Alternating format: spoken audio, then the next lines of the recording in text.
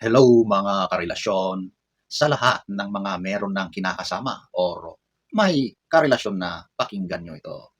May mga relasyon na hindi nasisira dahil sa napakalaking pagkakasala, kundi sa mga paulit-ulit na ginagawa mo na akala mo wala lang. Pero yun pala ay nakakasira na sa pagsasama nyo. Hanggang sa isang araw, mapapansin mo na hindi siya umiimik, hindi siya galit, hindi rin siya nagtatanong, pero tahimik siya na lumalayo. Kung iniisip mo na paranoia lang yan, pakinggan at panoorin mo ito.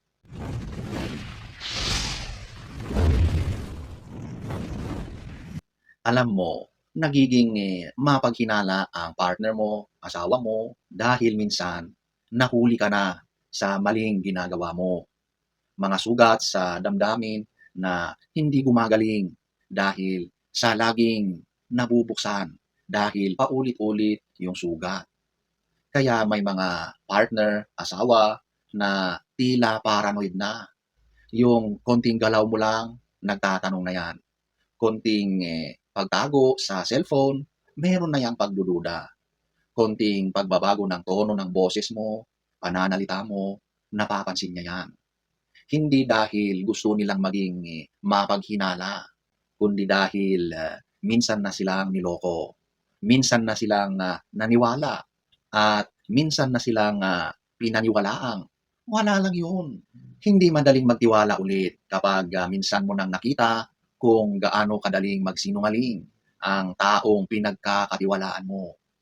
Ang cheating o micro-cheating na sinasabing wala lang, maliit lang, isang simpleng chat lang o palitan ng mga mensahe na sa katagalan ay nagiging malalim.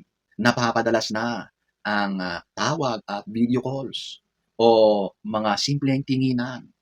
Sa puso ng isang tapat na tao, malaki ang tama. Kasi hindi naman sa laki ng kasalanan nasusukat yung kirot at sakit, kundi sa bigat ng pagkakanulo. Pinatawad ka na nga, pero bakit inulit mo ulit? Hindi ba sapat ang luha at pagtitiis ng asawang pilit binuo ang sarili habang pilit ding pinaniniwalaan na magbabago ka? Hindi mo alam. Bawat sabing wala lang, nasagot mo ay may kasamang pagbuho sa loob ng taong pinili ka pa rin kahit nasaktan siya nang hindi niya ito ipinapakita. Ang tawag dyan ay hindi paranoia, kundi resulta ng paulit-ulit na paglabag sa tiwala. Kasi kapag lagi mong inuulit ang mali, huwag kang magtaka kung bakit ang dati mong mapayapang tahanan ay puno na ng mga katanungan at ang dati mong mapagmahal na asawa ay naging tahimik, malayo, malamig at puno ng katanungan at alinlangan. Hindi mo pwedeng asahan na pagkakatiwalaan kang muli kung paulit-ulit mong sinisira at binabasag ito. Hindi mo pwedeng asahan ang kapayapaan kung ikaw mismo ang dahilan ng gulo. At hindi mo pwedeng sabihin kung tama na ang hinala mo. Kung hanggang ngayon, hindi mo pa rin kayang magbago at maging totoo. Ang tiwala ay parang salamin. Kapag nabasag, pwede mong pagdikit-dikitin, pero hindi mawawala ang lamat. Kaya kung tunay mong mahal ang asawa, pamilya mo, huwag mong hayaang maulit ang parehong pagkakamali na minsan pinatawad ka. Dahil sa totoo lang, hindi paranoia ang tawag doon, kundi pagtatanggol sa isang sugatang puso na ayaw nang masaktan muli. Ngayon, pakinggan mo ulit ito, lalo na kung ikaw ay nakakasakit. Ang tiwala hindi kusang bumabalik. Hindi ito bumabalik dahil sinabi mong sorry. Hindi rin dahil matagal na ang nangyari. Bumabalik ang tiwala kapag may consistency, pagsisisi, pagbabago. Kapag ang ginagawa mo sa dilim ay pareho sa ginagawa mo sa liwanag. Maraming relasyon ang hindi nawasak ng tukso, kundi ng kawalan ng disiplina at pagiging relax, kampante, nakalimot.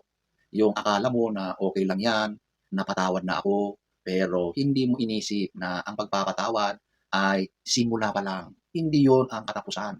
Kung ikaw ay totoong nagbago, hindi mo kailangang magtago, hindi mo kailangang magpaliwanag ng paulit-ulit dahil ang pagbabago ay nakikita ang resulta, hindi ipinagmamalaki sa pananalita.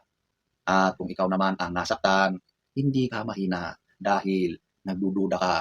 Hindi ka toxic dahil nag-iingat ka.